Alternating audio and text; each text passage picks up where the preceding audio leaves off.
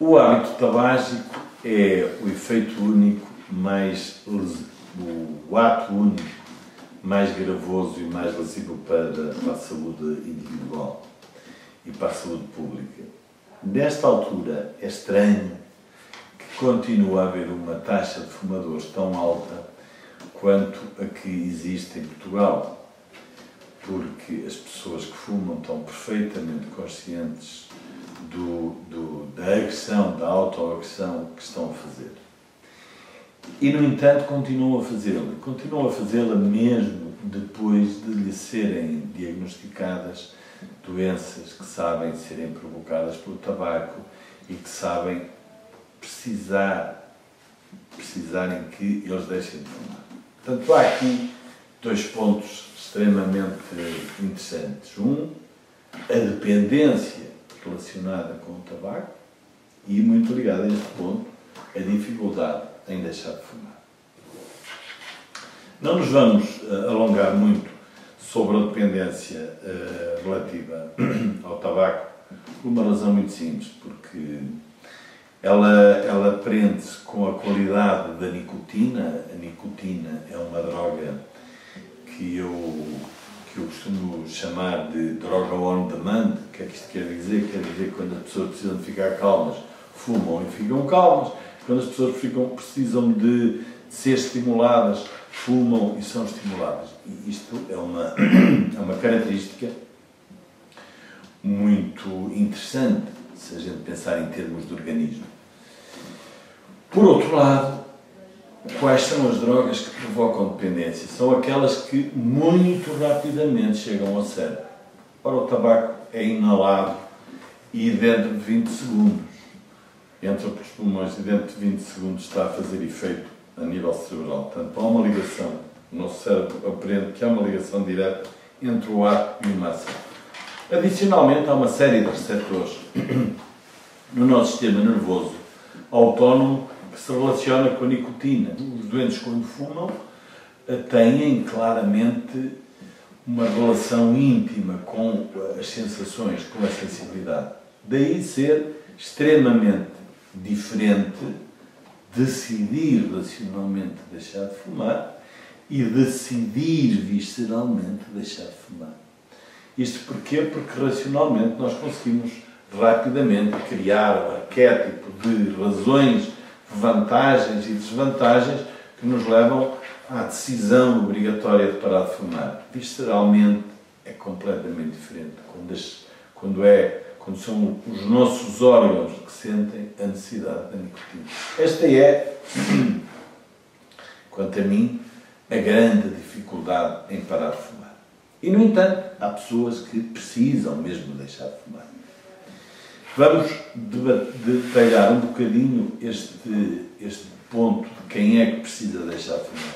À partida, obviamente, precisam deixar de fumar todas as pessoas que fumam. Todas. Porque, o tabaco provoca doença pulmonar obstrutiva crónica, insuficiência respiratória, necessidade de oxigênio, morte. 2. O tabaco provoca doenças cardiovasculares, cerebrovasculares, primeira e segunda causa de morte na Europa.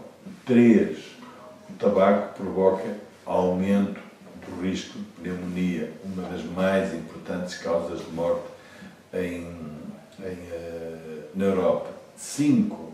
O tabaco provoca cancro do pulmão, a primeira causa de morte oncológica europeia e a quinta causa de morte global. Portanto, o tabaco está relacionado com as primeiras 5 causas de morte na Europa. Obviamente, é preciso parar de fumar. Porque é que é tão difícil? Como é que se faz? Já vimos porque é difícil. Como é que se consegue deixar de fumar?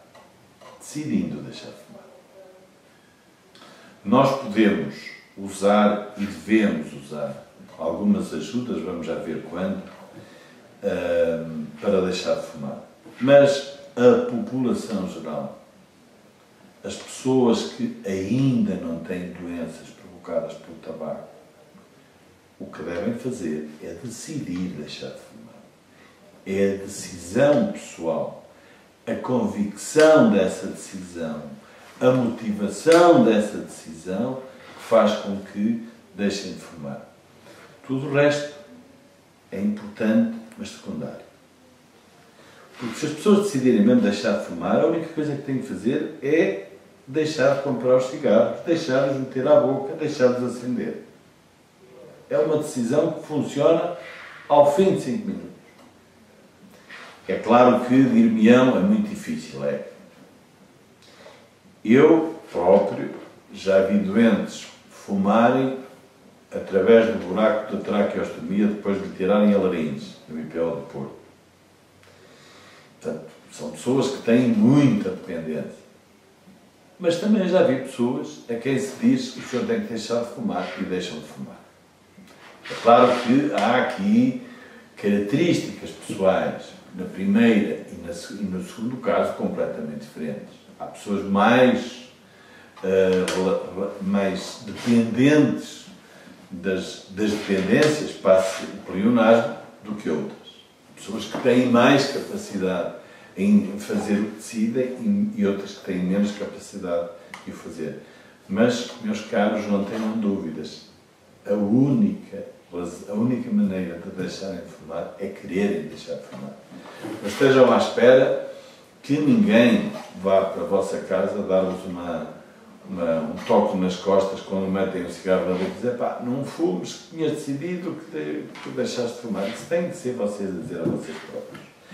E então, em que circunstâncias é que nós podemos usar medicamentos para ajudar as pessoas a deixar de fumar? Não há.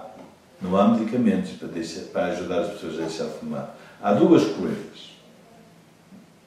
Há nicotina administrada por outras vias, há substitutos da nicotina, a vareniclina, e há um medicamento, eu estava-me a esquecer, o cloridrato de bupropiona, que é um antidepressivo que tem como efeito secundário diminuir a vontade de fumar. Essas situações, essas substâncias, podem ser usadas, e devem, naquelas pessoas que têm mesmo que deixar de fumar porque, por exemplo, tiveram um infarto do miocárdio e não podem continuar a fumar. E se continuarem a fumar, obviamente, vão ter uma morte precoce. Portanto, nessas situações, nós devemos usar as substâncias que acabei de falar. Ou quando há doentes com doença pulmonar obstrutiva crónica. Também com perda importante já da função respiratória. Temos, obviamente, que usar essas substâncias. E essas substâncias são eficazes. São eficazes enquanto estão a ser utilizadas. De quando deixam de ser utilizadas, a eficácia desce para valores iguais aos que são obtidos quando nunca foram utilizados. Isto é, para o cloridrato de bupropiona é 40%, para a vareniclina é 80%, para o cloridrato de bupropiona é 40% e para as nicotinas de uso transdérmico é 20%. Mas todas estas substâncias acabam em 5%, que é o que acontece quando as pessoas decidem deixar de fumar. Portanto, é preciso trabalharem a vossa motivação. E o que eu vos aconselho é exatamente a trabalharem a vossa motivação. Sempre que pegam um cigarro, olharem bem para ele e pensarem se podem passar sem ele. Primeiro ponto, diminuir o número de cigarros. Segundo ponto, olhar para as pessoas que fumam. Olhar bem para o hábito de fumar. Para o hábito contra a natura, que é estar a inalar uma coisa para um órgão que, obviamente, não foi feito minimamente para tais andâncias. E terceiro, decidir. Eu vou deixar de fumar, mas decidir com a cabeça, com o coração, com as vísceras. Só assim vão conseguir deixar de fumar.